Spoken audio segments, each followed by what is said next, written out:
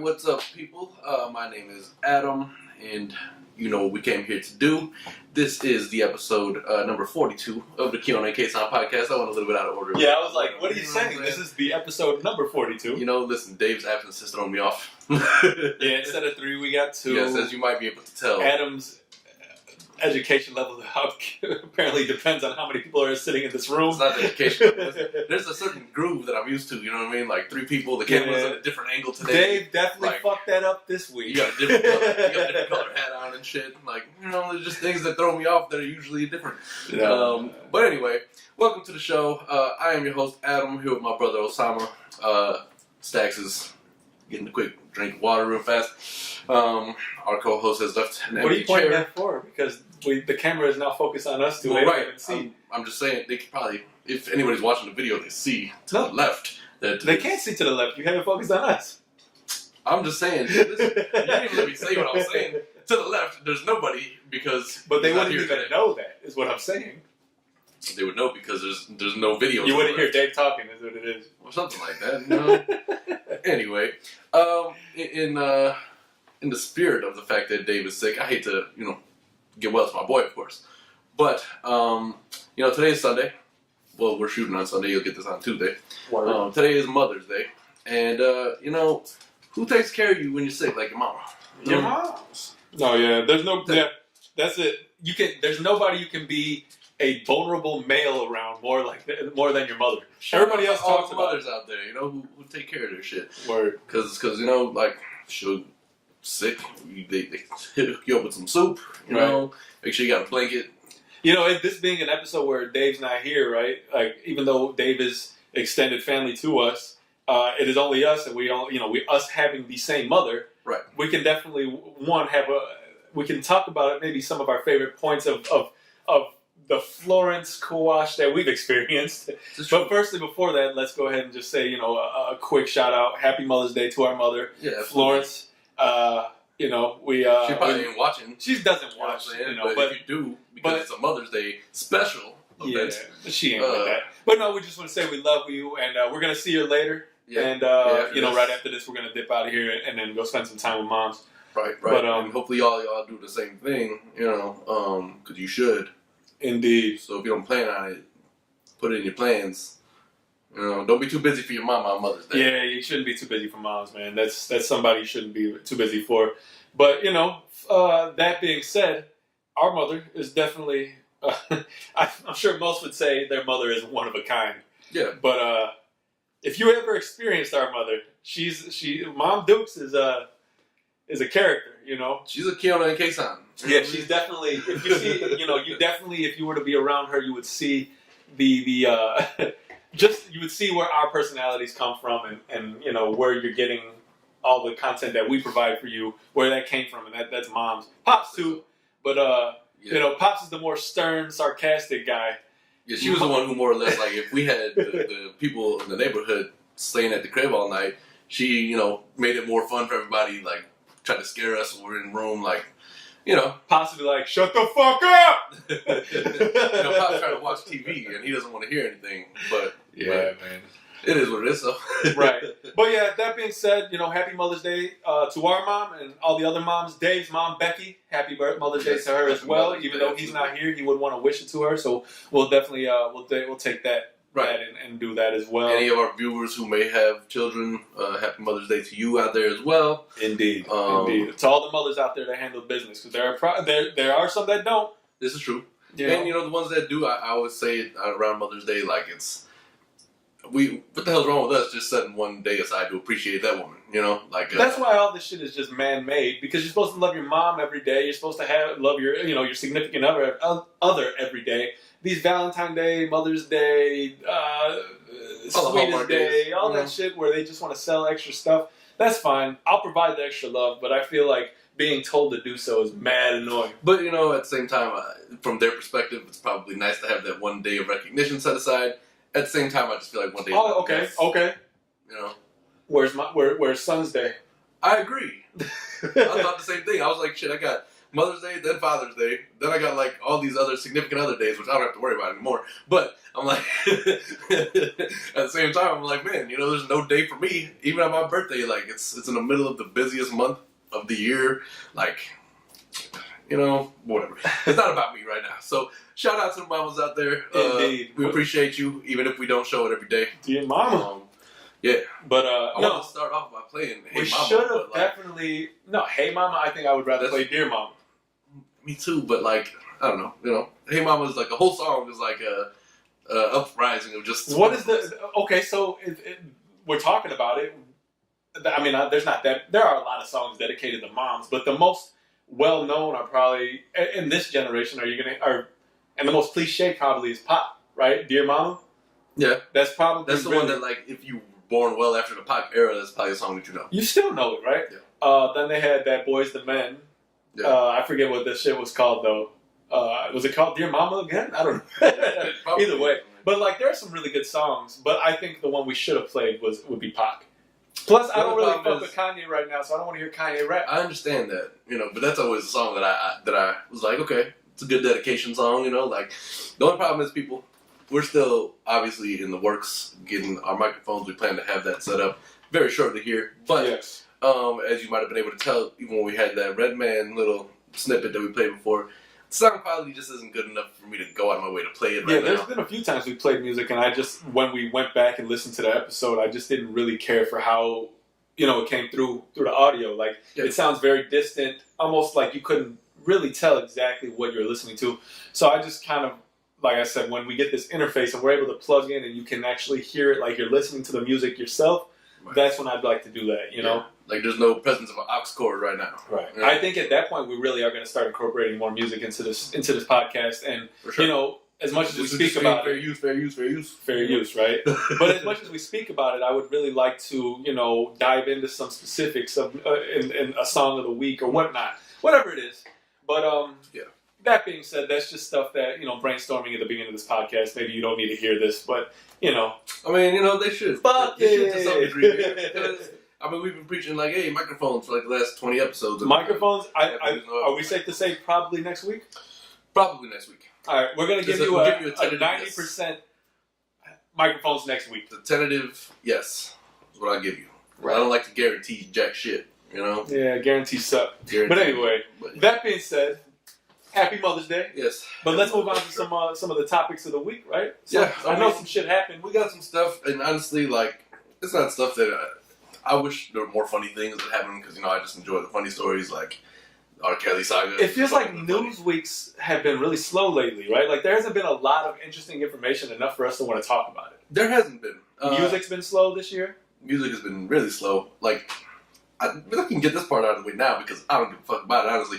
Logic and Sierra are the droppings of the week. Well, they did. Logic and Eminem first dropped a track. Can we discuss how I didn't want to listen to it, and am not going to?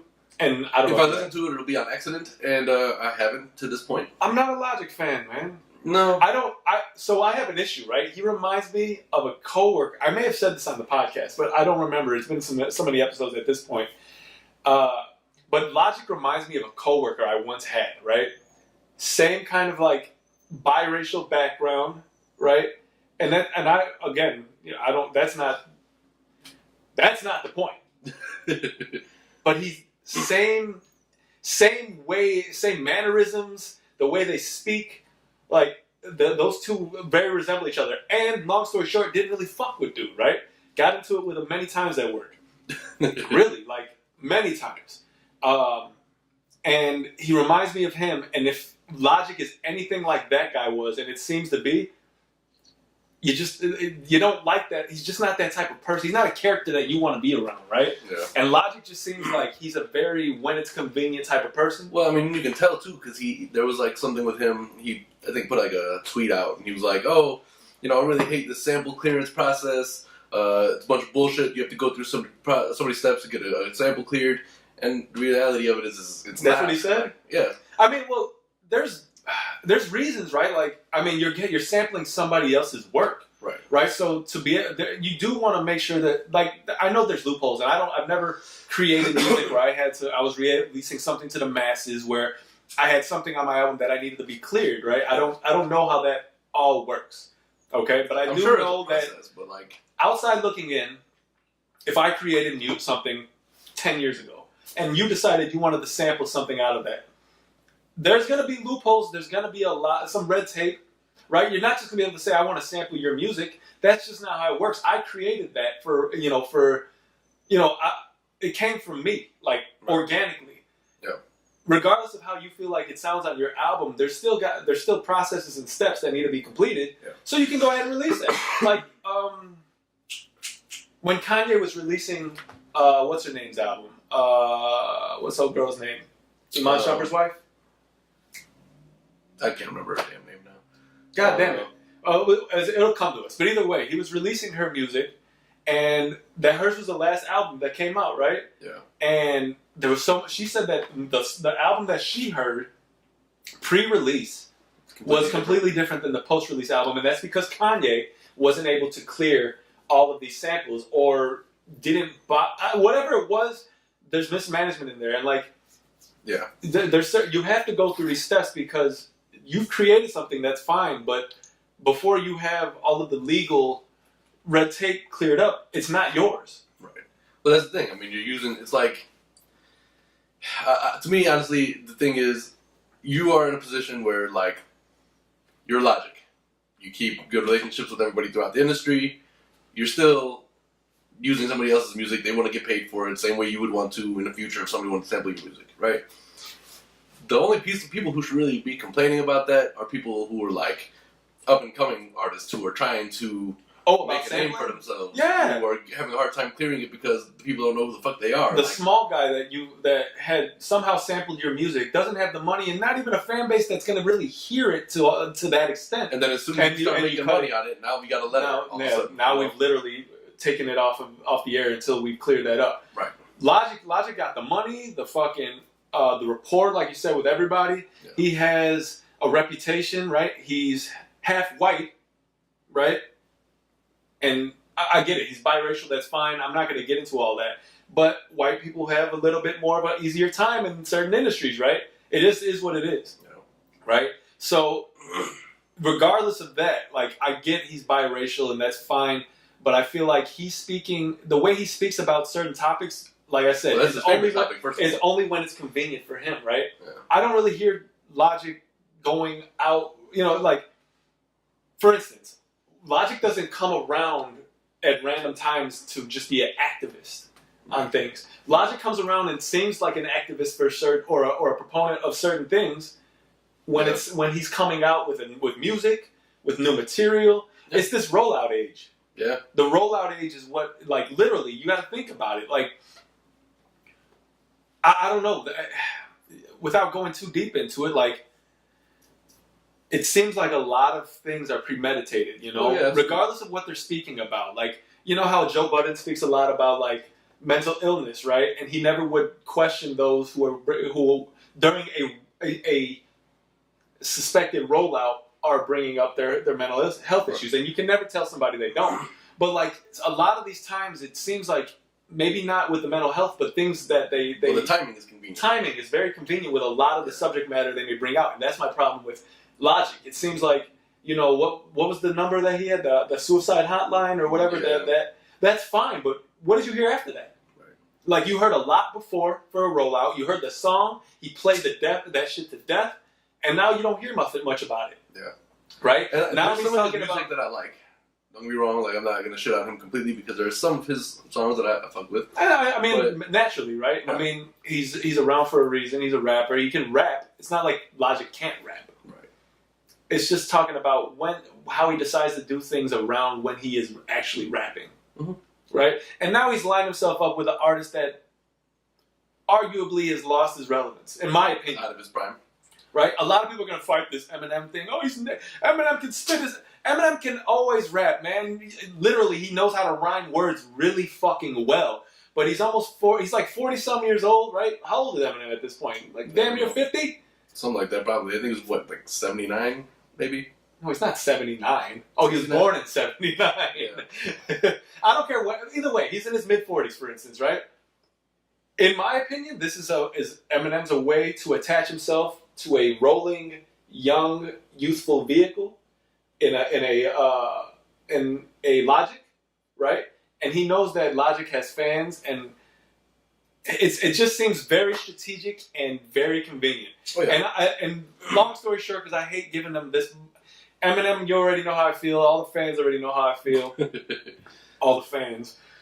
And then, and Logic, I just don't care for it too much. So, long story short, I'm not interested in your convenient rollout of music, right? Like, Logic is going to cause some sort of controversy in this talk, right? He's going to find something. You see, he's talking in the song. Like, apparently, he's talking shit about like the Breakfast Club and all these. He's trying to attach himself to very viral avenues, right? Because now that he's on the Breakfast Club and Charlamagne gave him Donkey of the Day, that's fine. He gave him Donkey of the Day, but everybody heard about the new song.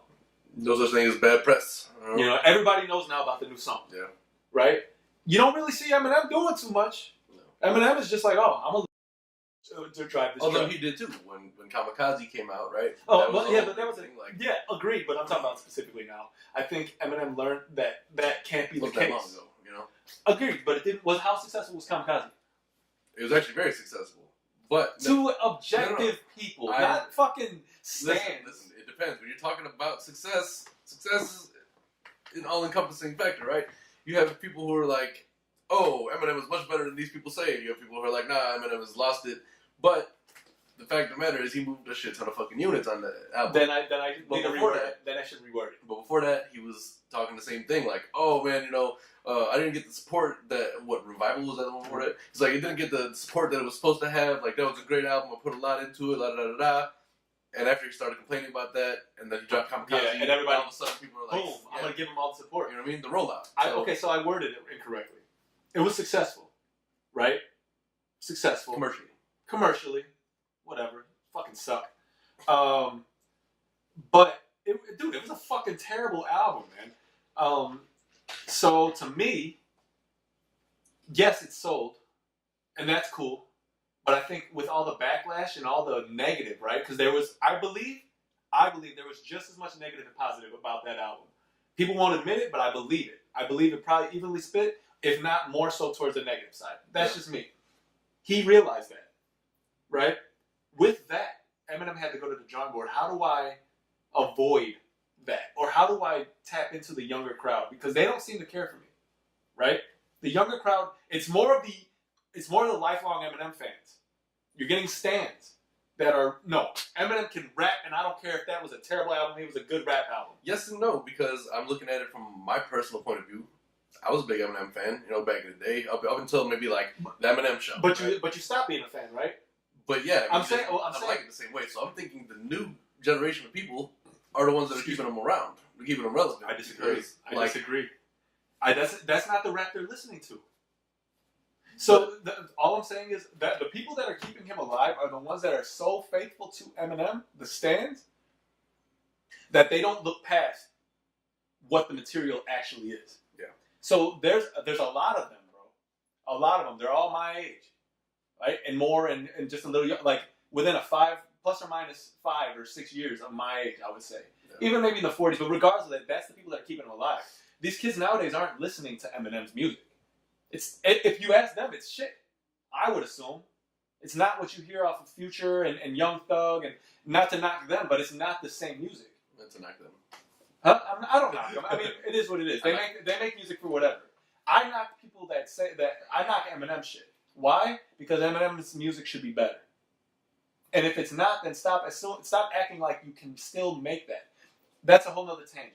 What I'm saying right now, though, is that because of the fact that even though it was successful, Eminem realized that his fan base was dwindling.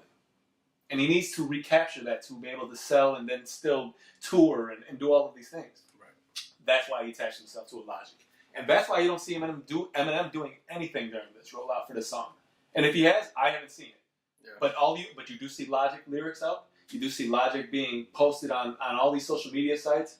Logic's driving this van with this single in the back, and Eminem in the passenger seat buckled up. That's my opinion. Yeah. And I won't listen to it. I refuse. I'm not listening to that song. I won't listen. I don't like Logic, and I'm not going to listen to any new Eminem. So to me, this is he's literally trying to aim towards the younger fan base with the logic. I mean, I can see it. And that's all I'm saying. I think Eminem is being very strategic these days. Everything's strategic marketing, all that shit. It's been more strategic marketing now than ever before. But right. And I know I went on a huge tangent, but I feel like there's something to be said about that. Yeah, I can agree. When there's an artist who only is around speaking about specific subject matter that pertains to the song that they created, only when it's out, and then when it's out and they've beat it to death, they move on and you don't hear them speak about that activism shit no more, right? I don't really hear Logic being outward with it. He may speak here once in a while, but dude, when you're you got the number posted on the whatever, when you're performing on the stage, it's big as 2 buildings, and you're screaming it out, and you're talking about this and that, and then next thing you know, that's not happening anymore. But I think that to me is convenient for you only. I think to some extent now, like, we more or less control what we're privy to, So like, meaning what we want to like.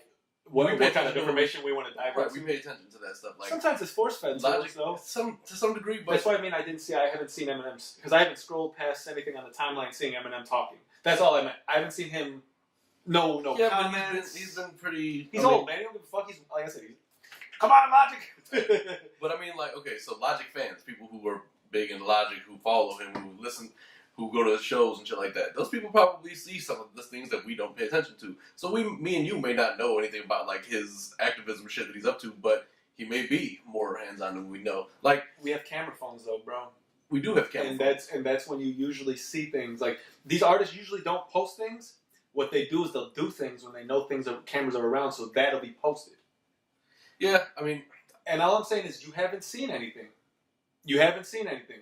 And if it happened, you would have saw a 10-second video on Instagram of some random motherfucker, right? Saying, look at Logic talking all that shit. Yes, I haven't seen none of that. I don't even see fans of Logic saying Logic still going for it, I don't even know anybody who's a fan of Logic personally. But I don't know how he sells albums, to be honest. All I'm saying is just because we don't see it doesn't mean it's not there. You know what I mean? Oh, so, man, you think he's going to rap about us on his next song? Hey, Logic, fuck you. Maybe we'll be on a Breakfast Club. Oh, man. But it's funny because that whole rollout conversation, there's somebody who they've been really frustrated with recently, right? And I can see the plus and the minuses of this whole situation, but Kim Kardashian. Okay. Now, I don't like to give a whole lot of attention to that family in general because they drive me crazy. But, she's been on her own activism type of shit. Yeah. Getting a lot of people released from prison behind the scenes, Right. A lot of backlash is coming her way now because they're saying that she is going to have a docu-series or some shit like that. And they're like, oh, well, she's just doing this because she's going to profit off it, Listen, people. My whole take on this is Kim and her family have all types of money. And influence. So, regardless if she's going to profit off this or not, she's actually still doing a lot of good. Doing more than most of these fucking shitheads talking shit. Yeah. Dude, let's say there is a docuseries coming out. Let's just say, for instance, they make a docuseries about her releasing all these people from prison, right? You know what that means? There is a documented series on how people are being fucked in the legal system, right? And that there are specific cases of her showing that they have been wrongfully accused, wrongfully charged, and wrongfully imprisoned, and then being released. And if that's the case, make all the money you want, because it's only going to bring more to the light, right? I don't know. I hate that. I'm not a Kardashian clan fan. They're cool. I don't mind them, right? Yeah. I don't understand the hate I don't understand the hate that they get all the time. And I'm not championing for them. I'm just saying, like, what the fuck? Like, she's going out of her way to try to find people to get released that need to be released. Right. And they're still finding reasons to hate on them. And for all we know, somebody was like, hey, Kim, like,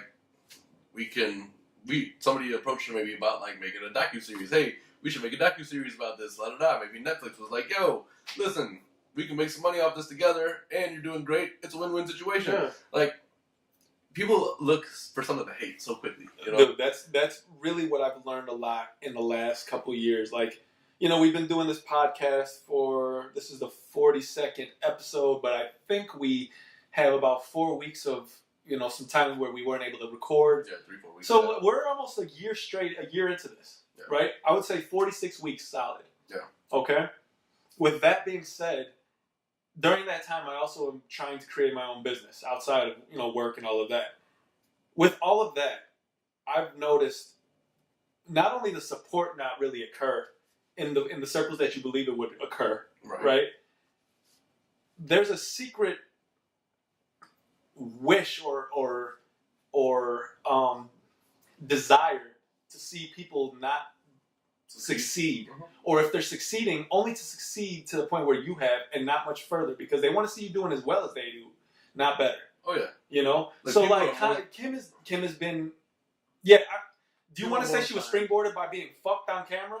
Maybe, but if that's the springboard, let's do it.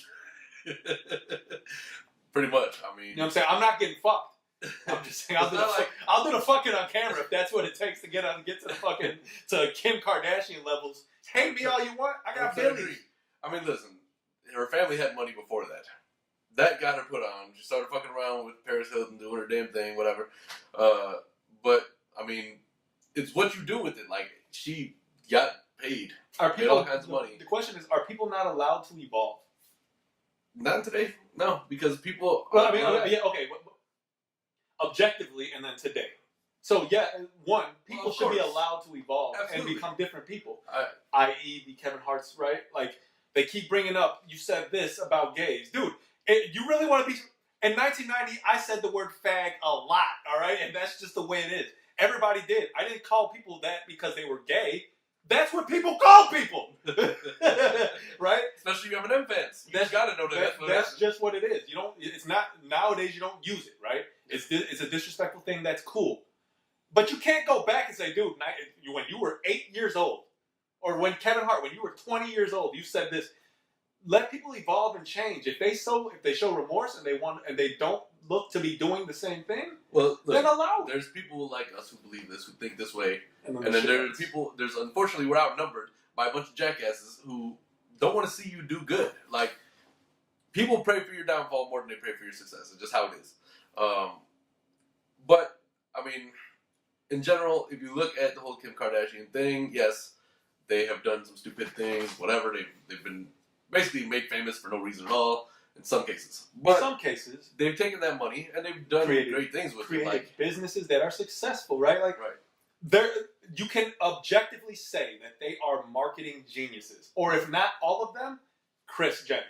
And the fact that Kim can do this with Kanye attached to her name is pretty impressive. Yeah, think about that, because Kanye's on some, you would assume Kanye was MAGA and Kim was anti-MAGA, right? Yeah. That's what you would assume based on what you see in the public. Right. But for her to be able, and Kanye not even seemingly being able to stop her, because you would assume so, with that red hat he was wearing and shit, he wouldn't want none of this to happen. Right. But then I know people are giving Kanye passes, he's changed. And no, look, that was fucking 5 months ago. I'm talking about change over a span of time, and that is a deliberate thing that you want to do. Not 5 months of a rollout. Kanye is the king of the rollout lately too. Yes and no. I mean, I think again, there's like you said, no publicity is bad publicity, and all he's been getting is. But like you said, publicity. The people who are keeping him relevant are the Kanye stands. Yeah. Now, if you go back the first 2 albums, 3 albums, Kanye, man, like, it was all about it. Like, what the fuck ever happened after, because, I mean, didn't My Beautiful Dark Twisted Fantasy come out after 808s? Yeah. That's weird. That was the craziest thing to me. Like, he became this recluse. You almost saw the stages of grief in his music, you know? Like, he got better again, and then he got back to worse. And then he just got, But that's enough Kanye. You're right, though. The rollout of... The rollout I'm speaking about with Logic and M is different than the rollout what people talk about with Kim, right? Because Kim, I don't see anything but her continuously trying to go back and get people released. It's not like that's the thing that Kim's got an album coming out. That's the thing that gets me is like there's some people in the public's eyes that could do no wrong, and then there's some that could do no good no matter how good they do. Yeah. So it's like people focus on the negative, you know. Always. That being said, man, this is enough of these talking about 2 jackass rappers I don't give a fuck about, and somebody that a pretty hot chick that does well. for society and herself, and gets bullshit done. I don't give a fuck about it. The only other thing I'll say about them, and then we can kill the subject, is because I'm sure our fans really want to hear us talk about this. You know, it is what it is. Topics come up. Kim and Ye's surrogate just gave birth, and because it's Mother's Day, I feel bad. Yeah, happy Mother's Day, Kim. Congratulations to you and Kanye. Right. You know. So, next subject. I don't know what you're going to name the kid. Probably Inglewood or some shit. All right. Something like that. Let's see. I mean, we got a bunch of things to talk about. It seems like we usually probably gun through these things. Yeah, but, some of them. Go ahead and say shout out to Dave Chappelle. He will be the recipient of a Mark Twain Award for American Humor. Shout out to Dave Chappelle, but since we're here, I'll just shout out to Glenn. Yeah. And, you know, Dave, we love you, but you're not here. So I'm going to give you a little bit of half of an opposite shout out, bro. But hope you feel better. We'll see you next week. Yes. We love you, bro. All-encompassing love-hate circle. Yeah. But no, shout out to them. That's what's up, man. You know, bring a new life and whatever. But that's cool. We already moved from that to Dave Chappelle. Oh, Dave Chappelle. That's true. Shout out. Oh, because listen, Dave Chappelle, I don't care. He's at least like top 3 of my favorite comedians. It's hard to choose the top 1 of anything, so I'm gonna give him top 3 in no particular order. But man, this man is a comic genius. He said, "I'm good. I'm just that great. Like I can't. I told you I was great." No, So there's been a lot of like, because I think Eddie Murphy's been back in the comedy circle, right? Because he's doing the more like raw Eddie Murphy, not like well, to be assumed, right? We don't know, but he's got off the daddy daycare thing a little bit. It seemed like, you know. So, I don't know, like. What I was getting at, actually, because that kind of goes full circle, that case, is that apparently, like, he's been back in the circles. They're making Coming to America. I think it's just been a thing where they've been getting together. And maybe they did, but they've been more public. Yeah. You know, Chris Rock's, Dave Chappelle's, Eddie Murphy's, and just a whole plethora of, like, really great comedians, right? The Kevin Harts of the world and shit like that. Yeah. Everybody apparently till this day will say that the funniest in the room is Eddie Murphy, right? So I'm like, okay, I've thought about it, like, has Eddie only publicly changed his image and Eddie at the crib is still Eddie at the crib? Like, you know what I mean? Real funny and shit? That's possible. I mean, look, when you think about, like, the cult following, the cult classics, right? Like the fucking Harlem Nights of the world, and you compare them to... I'll shoot your pinky toe off. And you compare them to the family comedies that, like, the blockbuster hits, because inevitably those are going to be more blockbuster hits than the cult classics. It's just how it is. And I think part of his rebrand, right? He was one of the original rebranders, I think. Yeah. Well... But it came as a surprise too. Like, that was a rebrand. You were like, "What the fuck happened there?" Yes and no, because it's weird. Like, Nutty Professor was. I would put that in the same kind of category as like family. No, not the original, not the first Nutty Professor. Well, no, actually, not even any of them. That's Nutty Professor is still Eddie. Nutty Professor was the PG-13, like stairway to the more wholesome Eddie, right? Yeah. Because he could have went the. Nutty Professor is funny, yo. It is. I 100% agree. Yeah, but I mean, it's Speaking just like of that, Dave Chappelle was the comedian in there. He was Reggie. This is true. Yeah, Chappelle has a lot of little forgotten about cameos. Yeah, that were hilarious. Chappelle was in Robin Hood Men in Tights. You're right. He was. But we did get a little bit off of the Chappelle. We kind of congratulated and went to Eddie Murphy because he's just that great. But back to Chappelle, right? He's just great. He's just awesome. One of my favorite of his like not starring roles to this day is Blue Streak. Blue Streak is great. Blue Streak is and great. Martin Lawrence is another one that like is in that category of people. Do you remember him in? I don't know. There's a movie with Norm Macdonald called Screwed. Yeah.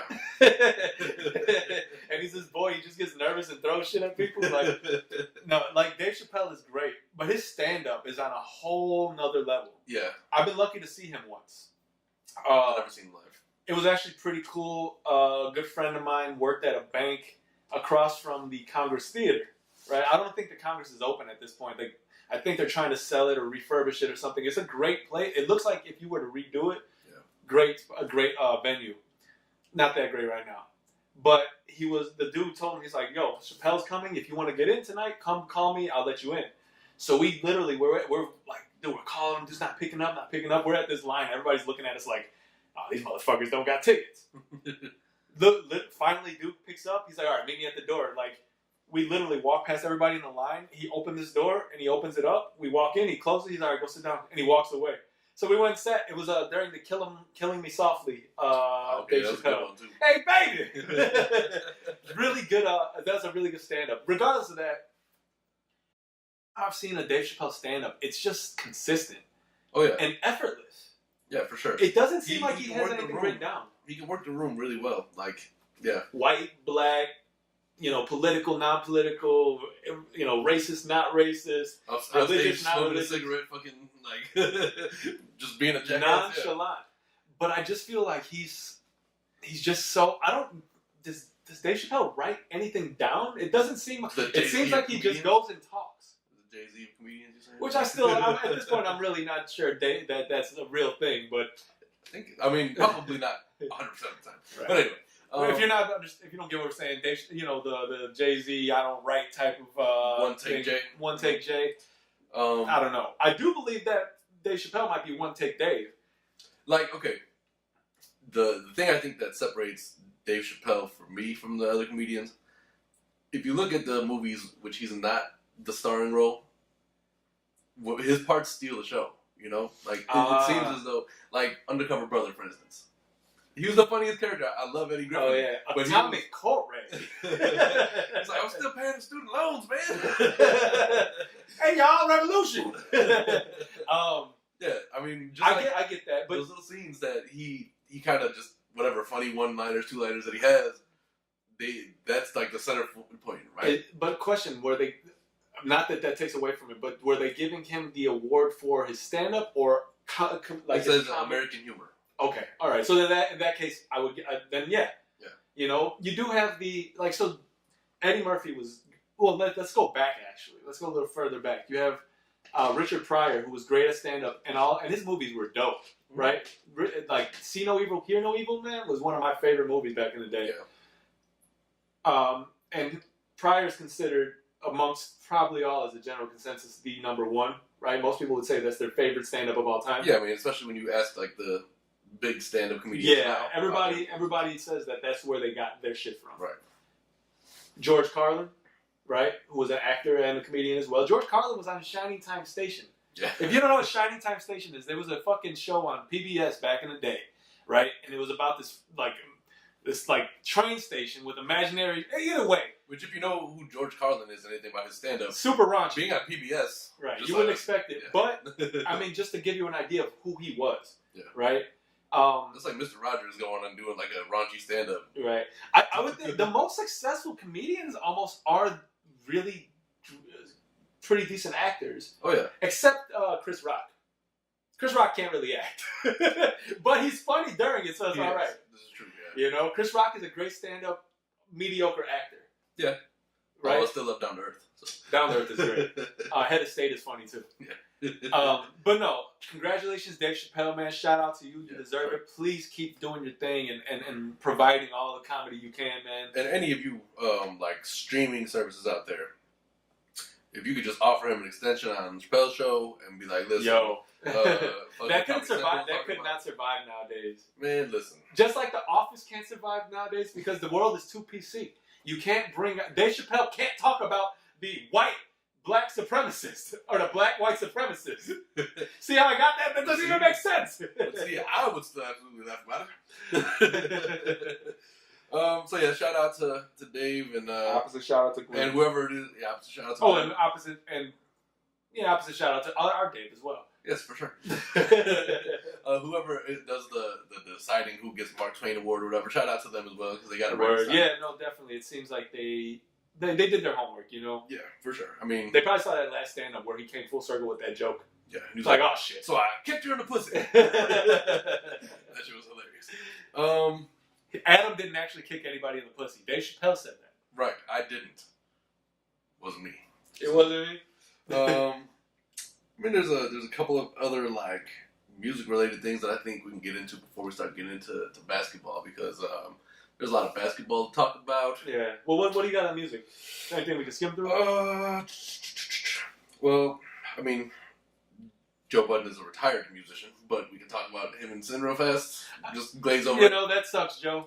Yeah, that's all. Well, no, for sure. I was really getting just talking about how Maul is like that. Maul is making fun of him for it. Maul is the exact friend you need during that type of during a breakup like that. Because most friends will try to coddle you. You need like a friend that's like, yo, shut the fuck up. Like, let's go out. You know what I mean? Pretty much. Yeah. So shout out to Joe, man. Get through it. Shout out to Maul for being that friend. Breakups happen, but let's be real. Joe Budden is no stranger to it. So yeah, I mean, I personally like a lot of people are like, oh, Mood Music 5. I don't want to see. Listen, I would love to hear you rap. I don't want it to be motivated by the fact that you're heartbroken, yo. That's some of your best music. I get it, but no, we need an uplifting mood music. Like, yo, I got the bag, Spotify. Yeah, but that's not the essence of mood music, you know. But mood music, yeah. Expand any. Not Joe Budden's mood music. He had uplifting music and all in this. Not in the mood music. Mood music too? Not really. He did. Nah. It did. Most of it was just talking about your problems. I've listened to it all way too much because I had way too many problems back then. So, but yeah, no. I mean, If I Die Tomorrow, it was uplifting. I don't think that's an uplifting song. I think you're just interpreting it wrong. I don't know. Anyway, so off of Joe, R. Kelly, the one who hog ties people. Kels. He has avoided. I don't even know how to hog tie people. He somehow managed to avoid going to jail again. He just keeps paying money, and I just keep paying the money, and they just keep letting me out of jail. I don't know who keeps bailing him out and hooking up. Look, there was one time where he had negative money in his bank account. I don't know where this money is coming from. They said he had like $650 in his bank account, and he just paid $62,000 to his ex-wife in child support. That's how he avoided jail time. Weird, but I guess we'll continue. That's how you touch on Kels, man. Like, that's not what I wanted to say at all. Yeah, pause that too. Pause. Pause. That's how you. Man, fuck that shit. Go to the next. I don't know how to even talk about this. How you mention him in a conversation. Word. That's how we talk about Kels. You don't. That's how you touch on Kels. That's not how you. Tell Kels. Anyway. So. Realistically, that's all the music. Word, because nothing's really come out, right? No. You know what I really feel bad about is that I haven't even listened to the Schoolboy Q yet. I listened to Schoolboy stuff and listen to Styles. How's the school? It's alright. It's. I heard a lot of mixed reviews on it. I like his older shit better, of course. He released something saying that nothing's gonna sound like the last thing. You know what I mean? He's the way his music goes, like no album's gonna sound like the last album. It's just different. Which is fine, and I appreciate that. But I don't know. I mean, but the thing is, I think he's of that group of people that are releasing weirdish music. Not weird, but like different is acceptable, right? I think you can put him in. Kid Cudi's of the world.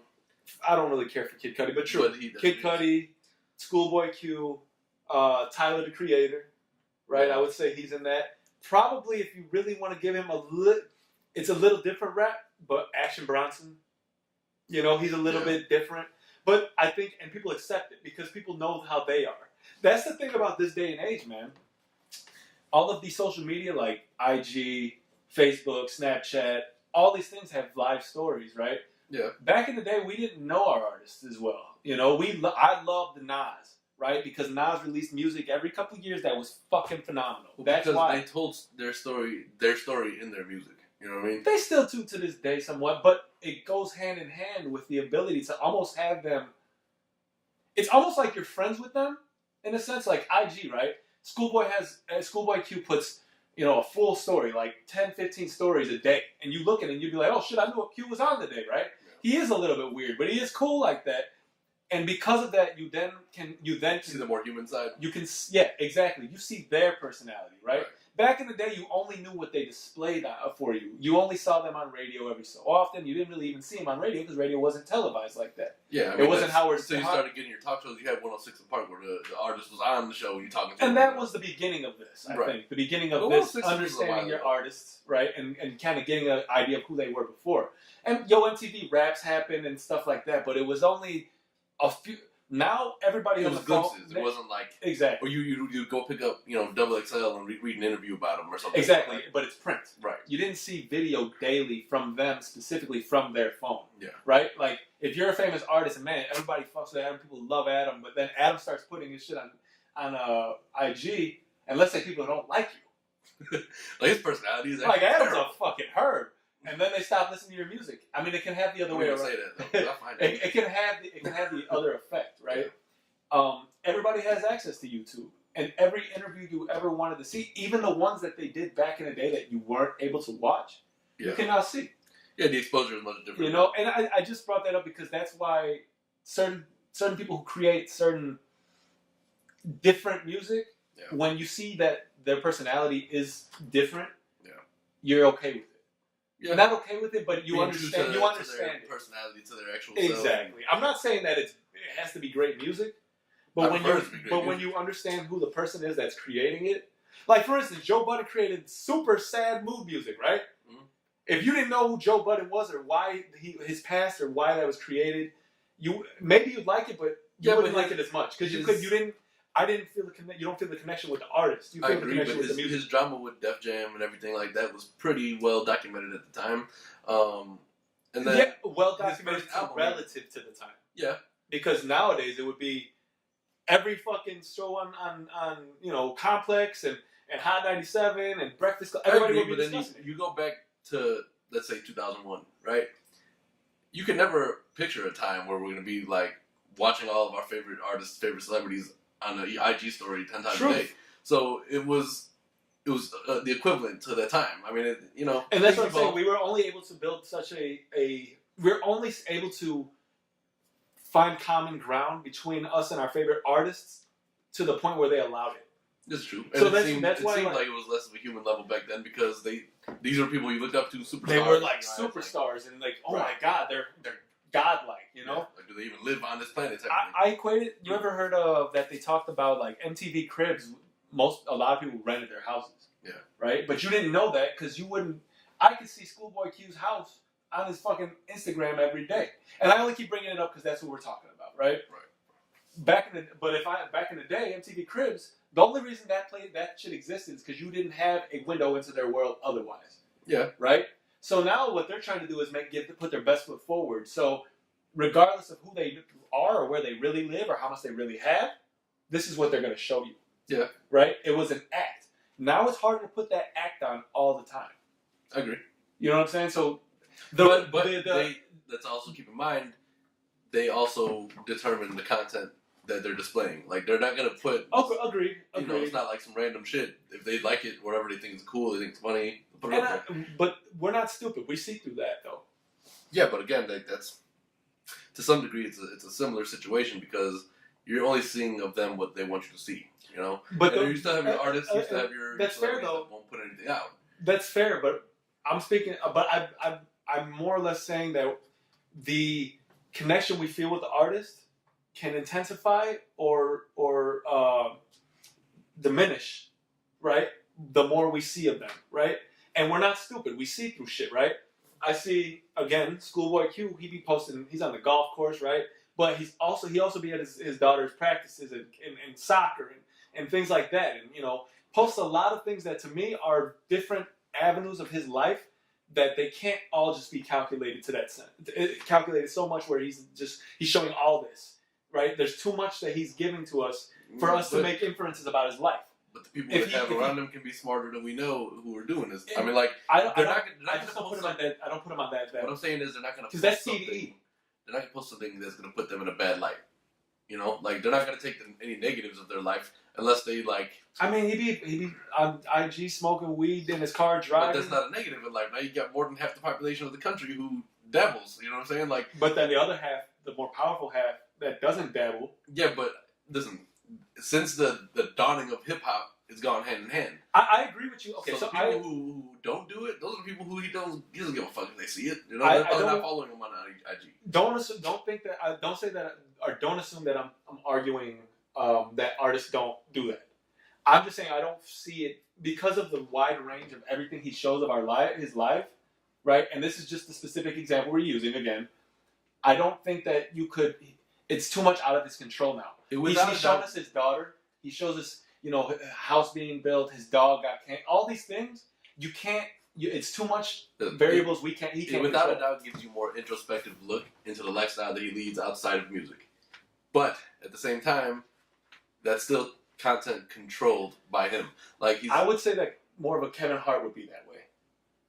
I think it's all of them. Like, no. Like in terms of like, there's. Again, I personally think it's across the board. Like, again, these are people we don't know personally. I assume more of a genuine approach from him. But Kevin Hart, who's rappers like Q and people in that, their persona and their reputation isn't as fragile. Right. Kevin Hart, who be in children's flicks, he's doing Jumanji right now. I would even say The Rock is probably that type, where they're putting on specific. Oh, I got to record this. This is specifically what I want to show the fans. But he be at his daughter's game, and then he'll be, all right, I'm out. And then the next thing, he's smoking weed going home, right? Next thing you know, he's got his dog in the back who was going through cancer treatment, right? To me, I just feel like there are people who are naive, but we're objective. We're more objective. So we can be like, no, that don't seem genuine. I feel like they give you a more vulnerable side of things, but they're not going to give you too much. You know what I mean? Like, I agree with that. I do agree. I just feel like there's certain instances where they're not, and I think that if they're not managed well, then they're going to put shit up there that probably my biggest thing is I think me and you, like people like us, we are able to sense a less of a genuine approach to what they're doing. Right. And like, regardless of that, I just mean that you can base your fandom a little bit more educated. Yeah, for right. Sure. You get what I'm saying? And I mean, of course, it's like, as a fan, I would love to be able to know more about the artist that I'm supporting. You know, the music that I like, the story behind. You know, whatever the case is. It makes it more interesting. It gives you backstory. Yeah, but I'm just saying, like, in general, they're still able to control what we see. Agreed. They're not going to give you and I don't dispute that at all. I don't dispute that. So, yeah. It's just, there's genuine folks in the world, and you can kind of extract that from them. Yeah. And then there's those ones where you're just like, you're just a machine. You've been built this way. This is what's coming out of your mouth. Because I feel like as you're speaking, somebody's typing your words into you. You know what I mean? That kind of thing. Yeah. And there's others who always have a camera on them, but it's never them holding the camera type of thing.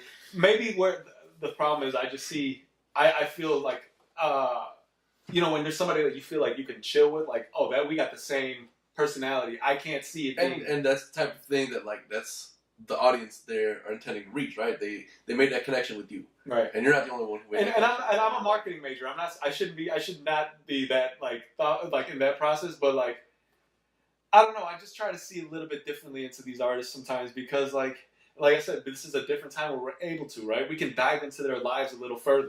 I'm saying like, so they control the content in a way that, like you said, he has his dog in the back for cancer treatment, right? So he's showing you that side, but like. His dog shit in the house and he's scolding. Oh no, he's not gonna. He does that too.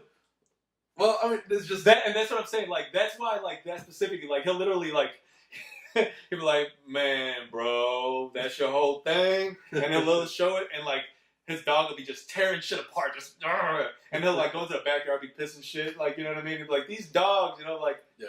So like, I mean, I guess it could be both. Maybe he's an outlier, or there are outliers. Yeah. The majority are, like you're speaking. Yeah, manufactured. You gotta get calculated. You got people who will show you a little bit more of a human side. Like now that Joe Budden, I was just about to say that he's on his show or his live, showing you everything, conversations he's having with Maul. And that's the thing too. Like, you just, especially since they've been speaking a little bit more of life topics than topical issues. That's when I told you. I told you about that last week. How like. The news stories and everything is being slow is cool because it kind of lets them dive into other things. You see who they are. You know who Maul is a little bit more, right? Maul's it's funny how they say, like, since they kind of got on, like, Maul be drippy and shit, like, all the diamonds. Which is weird because, I mean, he's Big's brother. I'm assuming he got 6 or 7 rock chains at the crib, like, I'm just going to say it. Maul was good. I want one. You want the Rockefeller chains. I'm a Rockefeller. They got money. So, the funny thing is, right, we were talking about Styles last week. Because he put his new shit out. Yeah. I saw a post from him, I think, like 2 days ago. And he said, more new music on the way. After he dropped that? I'm like, Styles. But you know what? I heard a lot of good things about this album. I haven't listened to it yet. Styles is a great rapper. You're gonna hear it, but at some point, like, it's oversaturation. Or honestly, it may be the greatest fucking strategy of all time. Well, because think about it. I mean, yeah, they had like their mixtapes with the locks and everything like that, but there was a good period of time that from all the boys in the locks, you didn't hear too much. It was quiet. You know, it was quiet. Like Jada, for instance, every 7 years he puts out a damn album? Yeah. Okay, so maybe I need to think about how I evaluate oversaturation, right? Maybe in the streaming age, which changes everything. We've had 1,000 conversations in 40 episodes about streaming, right? Yeah, for sure. Maybe because of streaming, and the fact that now you don't have to, get them pressed, labeled, packaged, shipped, put on shelves, and then sold. And then wait till Tuesday or Friday. Right. Specific release dates. Yeah. Because you can release apparently any day you want now, but everybody picks Friday, which is supposed to be Tuesday. We won't get into that. But maybe because of that, maybe an artist can't, as long as they're releasing good material, maybe they can't oversaturate their market. And he said, although I don't want to hear that much Styles, I can't even, you released 4 albums last year. There was 4,000 albums released last year. How can I absorb all your music? The thing with Styles now, like I follow Styles on Twitter, right? And half his posts are about like how high he is and like how he's hungry or some shit like that. And then he's also talking about like, yo, as long as I have juice bars, as long as I have something to say and like the bars sound good, you're gonna get music from me. He's like, I want to be working because. I mean, realistically, what else he got going on? He's probably mid-40s now, too, or something like that. They do a juice bar. Him and his wife, Styles, I think, is making a lot more money now. Not to be in his pockets and shit, because that's not something you want to do. But I'm assuming he's being more profitable in this day and age than he was back in the day. Oh, yeah, for sure. And again, that's a product of the age we're in. Not even just the age we're in, but, like, the rate at which he releases, Well, I don't know. I mean, that makes sense, right? That's another thing. That's another thing to think about. Streams equal...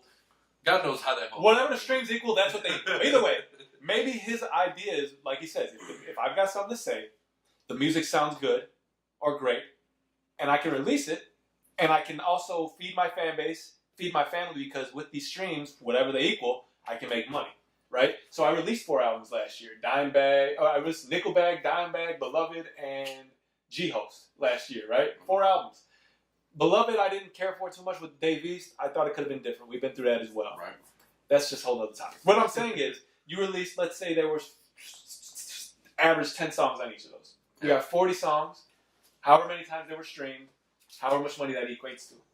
Maybe that's his thought. I'm not releasing watered down material, so I'll release it. Yeah. Maybe that's oversaturation now. You're releasing it so much that you're not even giving us any content. You're just releasing music that doesn't sound great. Which is Eminem's problem today. Oh, fucking. It is, because the way... It is, man. It is. Like, you can rap. Nobody's denying that, but you have nothing to say that's important right now. Yeah, literally, he's got nothing to say. Yeah. He has nothing to say. Which is crazy, because there's so much political things going on. Well, there's so much that's gone on in his life, in general, It sounds terrible, and I'm going to say this. But, I think I've said it before, so I'll say it again. Eminem sober just isn't the type of rap most people want to hear. Well, that's what happens. He's not talking about, like, dragging people through the woods and driving around with people in his car. This is what happens when you start your career not sober, and then you try to go, and it just, there's a different level of production that's coming out of you now. It just is, right? And I don't mean that I want Eminem to go get drugged up. No. Right? I'm just saying that his music changed when he stopped being that way. Yeah. And I'm not saying he's not like we said, he's a good rapper. He can rhyme words really well, I'm just saying, like, this point, that's what he does. Although I will say this, the only other thing that I'll mention about Eminem this episode, because I think we talked about it enough. This is a heavy music podcast. BME 2. When that comes out, I'll gladly listen to that. Mostly because I fuck with Royce, and Royce has been on his game lately. Royce is always on his game, and that's an. So okay, I got a hot take. And I think that brings Eminem. You think Eminem? He'll be out-rapped heavily. Do you think? It's probably not true. Do you think Eminem saw that where Royce was headed and reconciled strategically? No, because I think they... I don't mean that either. It's just a thought in my head. Don't kill me for it, Royce. Eminem, I don't give a shit about you. They reconciled a good time ago. Like, when Slaughterhouse was still a thing, they settled things, you know? And I think at the time where Slaughterhouse was like... But was Royce rapping a lot before Slaughterhouse? Too much? He probably was. I don't know. I didn't pay attention. Right? He was because he was going through his his demons as well, right? Yeah. So when he came back rapping, Eminem saw that. He was like, oh shit. Well, I mean, he started managing them in the first place. And then mismanaged them. And mismanaged them horribly. But they settled things before that whole transaction took place, right? So I think... Is it not a convenient relationship for Eminem? It might be a relationship solely out of convenience. I mean, listen, they're both... That's what I'm saying. They're both Detroit products. They both had great careers, you know. Royce seems to be doing nothing but getting better and better. He seems like a more genuine individual than Eminem to me. And I feel like that relationship would be that he wants that reconciliation. Eminem is an opportunist, in my opinion. Now, yes. I would have argued that point back in the day. But now, but can you argue that he wasn't that during that time, right then and there? Or beginning this opportunist idea, like, oh, if I attach myself to Slaughterhouse, right, I manage them, but they are unsuccessful. But Royce is doing his thing. Me and Royce can reconcile. I can now put, what was the name of their Bad vs. Evil? Bad Meets Evil. Bad Meets Evil. Yeah. We can make this album. It's going to be successful. That springboards me to a different... This is just me going down a rabbit hole. That then gives me the Royce fan base, right? He already had the Royce fan base, though. Royce's fan base also was attached to Joel's, Joe Budden's, Crooked Eyes, right? So now there's that pool of people. Eminem can have that access to them, right? Create a good album because, not necessarily because of him, but more so Royce, right?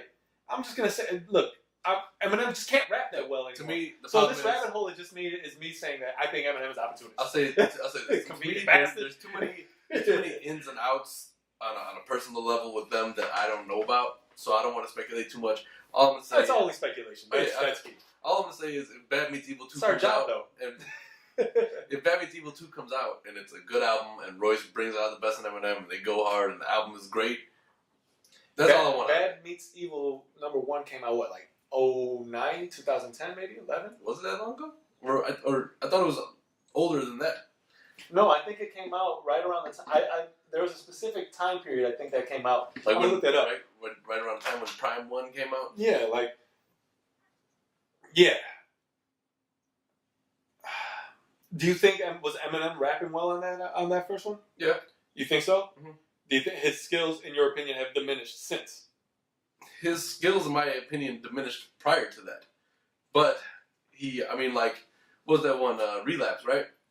It was not Eminem's greatest music, but it was like catchy, funny, stupid shit Eminem that you'd be used to from Slim Shady LP, So there are glimpses that he gives in certain songs, not in Kamikaze, not in Revival. I didn't really like either of those albums, but there are certain Eminem verses that come out that are still funny. And not to cut you off. So originally it was formed, right? Because I think Proof got them together. Yeah. In 98 to 2002. I don't know what was released back then, but they were rehashed in 2010, and that I believe is when that album came out. When Bad Meets Evil 1 came out. Yeah. Do you think Eminem and a Royce album today would be good? I think it can be. It's weird though because they did have a song together on Kamikaze. Didn't really fuck with that song very much. I didn't care for it either. But I thought it brought down Royce's rhyming ability. But Royce was pretty active, with.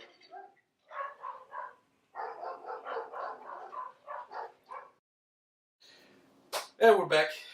Sorry for the little disturbance of some dog fights. I just got some new neighbors, and they moved in with 2 dogs, and there was neighbors that were already established right next door to them with 2 big-ass dogs, German Shepherd, and they fight every day, you know. Yeah. So, just a little explanation. Sorry about that. Kind of forgot where we were at, actually. I remember we were talking about Royce and Eminem, you know. But, yeah, so I don't know. I think BME 2 has potential to be a good album. Out of respect to Royce, I'd listen to it. I'm going to listen to it. If it was just an Eminem project, I'm kind of over listening to his shit. Yeah, for sure. I mean, you know, I always go back to the old shit, but... Do you go back to his old music? Every once in a while, like, I keep my That's the hardest thing. That's the hardest thing nowadays, right? Like, to try to, while keeping up with music of today and the music you enjoy today, to remember to revisit the music that you really enjoyed back in the day. I keep my shit on shuffle, so every once in a while something will pop up and I listen to it. Shuffle, you know? Man, you end up skipping 60, 70 times before you find a song. I know, I do it. Although on the way here I was listening to Shady 45, which still plays some good music. So they do, but sometimes they play Eminem music, and I'm like, of course, I'm not listening to this shit. Shady. You know? Exactly. Shady. But anyway, but yeah, we've been on this Eminem thing for too long, so I'm ready to call that. Word. What we got left? Harden choking? NBA playoffs, man. Yeah, Harden blew it. Firstly, say he won. He scored 35 points that game. Well, before we get into the game, let's get into the happenings of the prior to the game, right? So, yeah. So well, let's even beyond that, right? So Game 5, Houston loses. Yeah. Durant goes out. Everybody thought it was the Achilles. Very happy that it's not, speedy recovery Durant. That's not somebody I ever want to see go down. Right. He's fucking the most talented player in the NBA. Best player probably in the world at this point. Unstoppable. I want to see you come back for many years, man. Right, for sure. They lose that game. Game 6, all the speculation is Houston's going to win it because Golden State doesn't really have a chance without Kevin Durant for whatever reason, even though they were Golden State before Kevin Durant, and Golden State was 73-win team before. Anyway. Well, people's memory is very short-term. Short-term. That's fine. But pre-game, Steph's manager, I think, is he reserved. Yeah, he set aside, I think, like an hour shoot around, something like that. Before the game. What's the name of Houston's arena again? I always forget. Doesn't matter. So we're not going back. Yeah. So before the game, he wanted to shoot around for an hour. Well, CP3 was like, "Oh, I'm gonna go over there and shoot," and then he didn't know. He didn't know at first. No, yeah, he did. He came in and he saw him there, and then he kicked him out. And then Steph was like, "Yo, why don't we just like half court?" And he's like, "No." And basically kicked him off the court. Didn't allow him to shoot around before. Yeah, CP3 was like, "Nah, I'm not gonna go ahead and let." That's probably a mistake. Yeah. He probably would have been a little more tired. He thought it would work out in his favor because I think he was scoreless in the first half of the game. He was. And then he came back, what do you have? 30-something in the second half? Yeah, so he killed it at the end. And, I don't know. I mean, listen, it's Steph. So once he gets in his rhythm. And that's what people don't understand. You got Klay Thompson who can score 100 points without dribbling a basketball. You've got literally, Steph, who will shoot from anywhere and make it if he gets hot.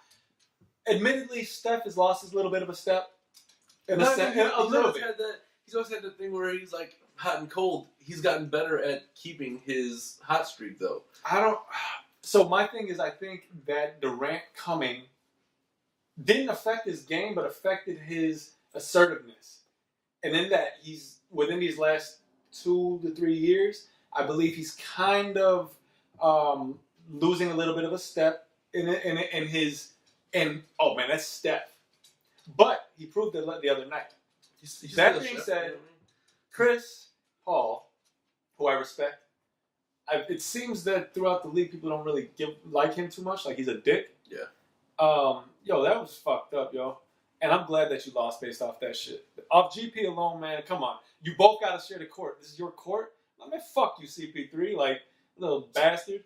Like, how tall is CP3? Do we know? Like, you probably build it like 6'1", 6'2", something like that. Damn it, we should have kept going.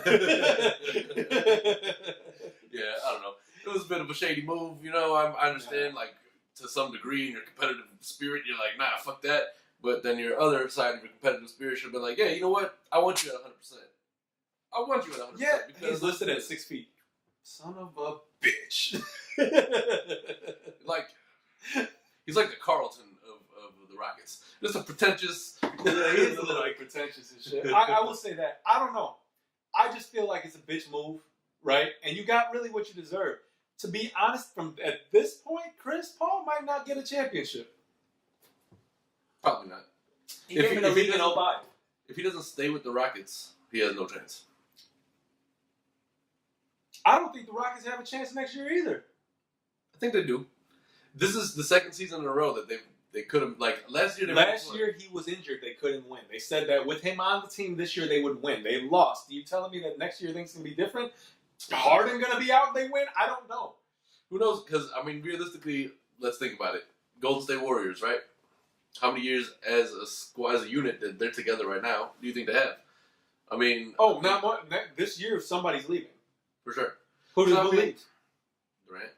You think Durant leaves? Durant went there and accomplished what he wanted. Now he's. Where does he go? Listen, a player like Kevin Durant cannot last in New York. A player like Kyrie cannot last in New York.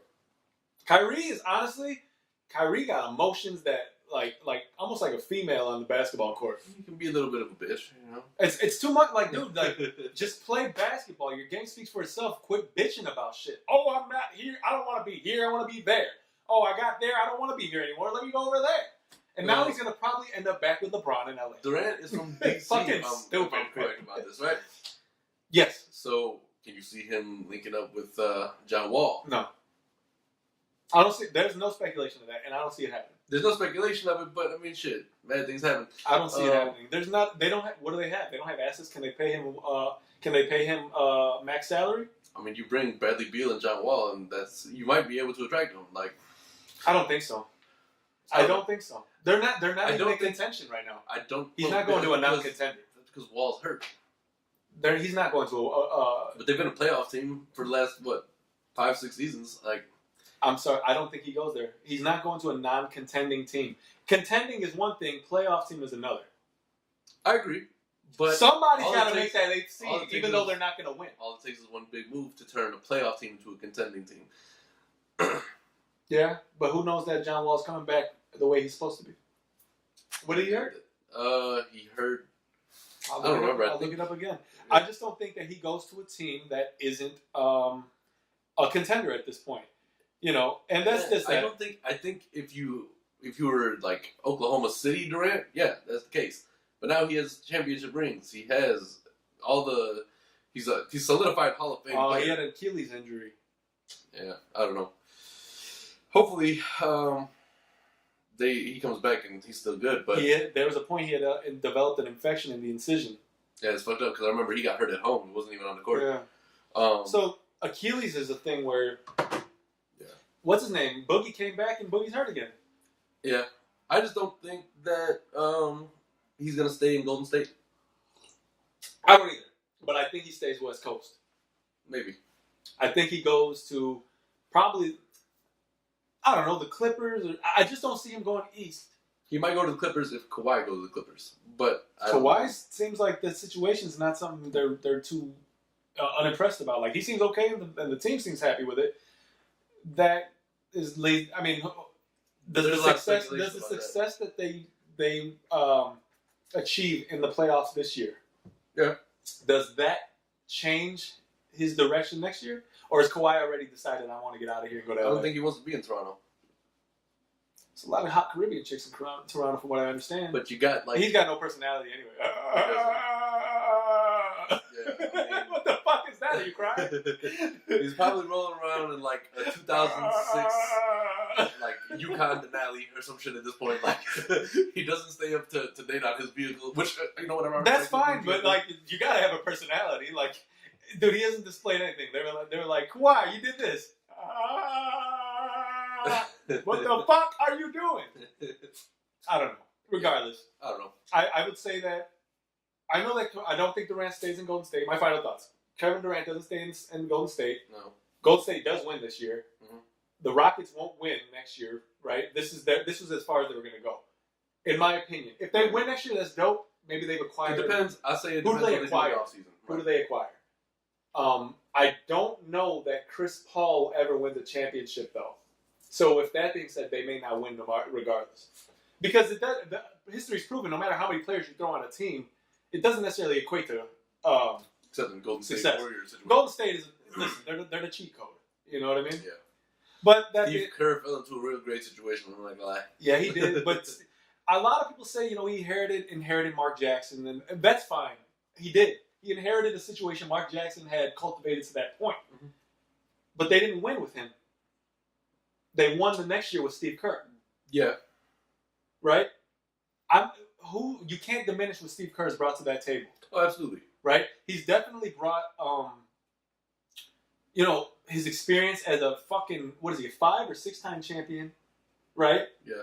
He went from the Bulls to the Spurs and won like twice, right? He's like a 5-time champion. Yeah. Okay? That's a lot of, he's hit last minute important shots. He was a very, very high percentage 3-point shooter his whole career, right? He is a small guard, the Steph Currys of the world. He's watched some of the greatest talents. That's it. You can't diminish it. Just because he didn't get a fair shake, possibly, you can't say that Steve Kerr didn't deserve what he's got. Oh, no, absolutely. And I feel like that's been the kind of the thing a little bit once in a while. But he's a great coach, man. And that's it, regardless. Yeah, for sure. That's enough on them motherfuckers, though. Yeah. Well, okay, so we talked about the West. Now, the East has a couple of big games coming up. I think, actually, today. By the time this is uploaded, the decisions will have been made. But let's make some predictions here. Raptors and 76ers. Raptors. 76ers aren't mature enough. They made it to Game 7 now against the Raptors. Yeah, but I don't think that... And maturity means a lot in Game 7 situations. Embiid is not mature enough to... He said, I don't care how I'm seen. I'm looked at after Game 7. But there's more of a... I think they have more time to get some chemistry together than the Raptors. I'll say this. If Kyrie really doesn't want to be there, he's going to play his ass off. But it doesn't mean that he's going to... I don't know. Wait, Kyrie? I mean, not Kyrie, Kawhi. Right? So, listen. So, who has to have a big game in order for the 76ers to take it out? Everybody? Yeah. Ben Simmons, Jimmy Butler, Joel Embiid. At least 2 of the 3. And the third cannot have not been effective. Okay. Kawhi is a champion, bro. Kawhi is a former Finals MVP. Kawhi is averaging in the 30s in the playoffs. He's no joke. And I only say that they're not mature enough because as NBA players, as men in the NBA, your work ethic has... Ben Simmons has no motherfucking excuse to not have a jump shot yet. I agree. What the fuck is he doing that he has no jump shot yet? Well, then, in case this is an unpopular opinion, I'm going to say 76ers take it, and Jimmy Butler has a big night. Jimmy being who he is, if that's the case, but Jimmy can't have a big night and Joel slack off, and so is Ben Simmons. I told you, 2 to 3 ought to do well. No, but those two can definitely pull it together. I mean, you got the front court and the back court both working, and even when Embiid's offense isn't clicking on all cylinders, his defense is still... That's why I'm saying maturity and experience matter, right? Because it may come down to the last few seconds or the last few minutes of this game. Just like this Golden State Houston game. Unfortunately, the bigger balls usually come out in the last few minutes. And those who have smaller balls are you know what I mean? They usually fall back. So who do you have? You have Raptors winning? I have Raptors. I've got Raptors. Okay. If I'm wrong, that's fine. That's because what I said needed to happen happened. So I'm good with that too. I mean, you know how I feel like it's not a Chicago team. This is my prediction. But, yeah. So, I mean, I don't really care who wins, personally. But I think 76ers are going to take it. Okay. I mean, and it's like splitting hairs at this point, right? Because Toronto minus Kawhi isn't a very experienced team. It's true. You know? Yeah. The 76ers minus Jimmy Butler really aren't an experienced team. Yeah. So you got I just feel like you got that veteran on your team that both of them are going to dictate the play of their team. I feel like the 76ers just have more options on the team if one person's slacking, you know. One person steps up, the other person, whatever. Agreed. That's just how I think about it. I agree. I'm going to say that I think Toronto takes it, but I won't be surprised that if Philly does, only if they get production out of 2 of the 3 players. Yeah. Okay, and then we also have the Nuggets and the Blazers. I think the Nuggets, man. I haven't been following the Nuggets enough this season, but I know they've been killing it. They have, and Portland really only has Dame, and is not really only, but he's the player that you're gonna look to dictate the play of that game. Yeah. And I don't know if he has it. Like, he's a killer. Don't get me wrong. I don't think they can overcome the Nuggets. I think if Aldridge was still on that team, would be pretty much the sign seal delivered. Yeah, I mean, he was there for a long time. I'll go Nuggets. I'll say Nuggets because Dame. Yeah, I mean, I don't think he has enough help. Yeah. Even if they make it past the series, they're not making it past the conference. Right, and that's what I was getting to. Somebody got to fill the 7th and 8th slot. Yeah, you know, they ain't winning, but the way that this is, the league works out, you got 16 seeds, right? East and West, you got 8 on both sides. Those 6th, 7th, and 8th teams don't really translate too much, but they're a slot filler and an obstacle that's meant to tire out the team that's going further. Mm-hmm. That's it. Agreed. That's why when you see them go to 7 games in a series that you don't consider to be what it should have been in 7 games, that's where you're like, that team's fucked up. It's always because they're tired now. They got to go from 7 to 2 days later to game 1. It's always interesting to me, like the teams that are, let's say they're like later seeds, 7th, 8th seed, but their system just works against one of the more elite teams, and somebody who's say a 4th or 5th seed struggles against that team. You know, like it's weird. Think about it as they got nothing to lose type of mentality. So just go out there and play, and it's free. That's it. We're not supposed to win this game. So the further we take them, the more we look like we could be that. The more we look more formidable against them than people believe, and the less formidable they are because like think about it. Okay, consider like I don't know, Golden State, and let's say somehow, some way, who's the 8th seed in the West right now? I don't know. Or who's the worst team in the West? Utah probably. Okay, well, let's say that. Let's just say that. Let's say the 1st and 8th seed and Warriors are supposed to take that in 4. They're supposed to sweep because that means that's the privilege that comes with being such a great team in the playoffs. I agree, but I was just going to ask you, in today's league, do you put as much stake in the first 2 8 seeds? What do you mean? In this more of a culture where we rest the superstars, bench them because people just need to get some rest. We don't put as much stake in the games. We just want to make the playoffs so we can do our business yes, playoffs. I do. You put I do because home court matters, and those who are in position to fight for it, to vie for it, then they're going to. The 8th seed, like I'm saying, the 8th seed is the underdog, those who are not supposed to be here. So the further we take this fucking team, the worse off for them and the better we look, right? Every game we win is something that we overcome because people don't expect us to even win a quarter, right? So us as the underdogs, we're here to take them to the limits that they don't expect to go and to tire them out because fuck them the next series. If they're going to beat us now, we need to make sure that they're tired as possible when they face that next team, when they face the 6th seed or the 4th seed, you know? Yeah. That's the key. It matters. It only matters to a certain level. And after that, everybody's just there. Everybody's just there to like poke at a giant.